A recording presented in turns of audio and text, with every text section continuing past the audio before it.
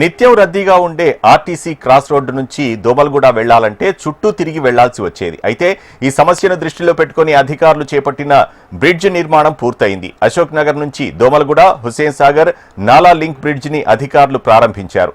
దీంతో వాహనదారులు సులువుగా రాకపోకలు సాగిస్తున్నారు. దీనికి సంబంధించి మరింత సమాచారం మా ప్రతినిధి ప్రియాంక అందిస్తారు. మహానగరంలో నిత్యం ట్రాఫిక్ సమస్యలు తలెత్తుతూనే ఉంటాయి. ముఖ్యంగా చూసుకున్నట్లయితే కూడా ద్విచక్ర వాహనదారులు కావచ్చు, 4 వీలర్స్ కావచ్చు, గంటల కొద్ది సమయం అంతా కూడా ఈ ట్రాఫిక్లోనే గడిచిపోతూ ఉంటుంది.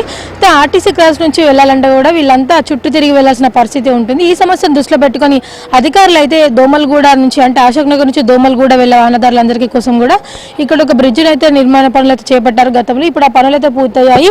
అశోక్ నగర్ నుంచి దోమల్గూడ, హుస్సేన్ సాగర్ నాలా లింక్ బ్రిడ్జ్ అయితే జిల్లా ఇన్ఛార్జ్ మంత్రి పొన్నం ప్రభాకర్ అలాగే మేయర్ కూడా కలిసి ఉన్నతాధికారులంతా కలిసి కూడా దీన్ని ప్రారంభించారు. చిక్కడపల్లి నుంచి అశోక్ నగర్ దోమలగూడను కలిపి ఈ బ్రిడ్జ్ మీదుగా దోమలగూడ నుంచి లిబర్టీ అలాగే జిహెచ్ఎంసీ ఆఫీస్ వరకు కూడా వెళ్ళవచ్చు. ఈ మార్గంలో ఎటువంటి సిగ్నల్స్ లేకపోవడంతో ప్రయాణం కూడా సాఫీగా సాగుతుంది. దాదాపుగా 6 కోట్ల ఖర్చుతో అయితే 2023లో పనులైతే ప్రారంభించారు.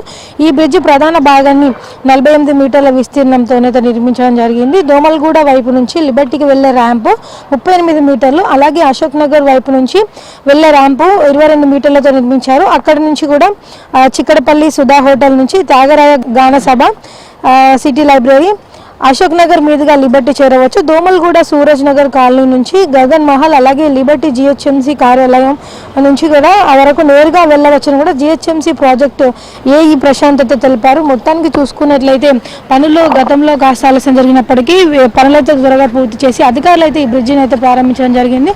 దీంతో ఇటువైపుగా వెళ్ళే వాహనదారులంతా కూడా ఈజీగా తమ మార్గాన్ని అయితే చేరుకుంటున్నారు. ఎటువంటి ట్రాఫిక్ లేకుండా సులువుగా తమ ప్రయాణాన్ని అయితే సాగిస్తున్నారు. మొత్తానికి చూసుకున్నట్లయితే ఇక్కడ బ్రిడ్జ్ నిర్మించడం వల్ల ఇటు సైడ్ ట్రాఫిక్ చిక్కులు కూడా వీడాయి. వీడియో జర్నలిస్ట్ రవితో ప్రియాంక, HM టీవీ.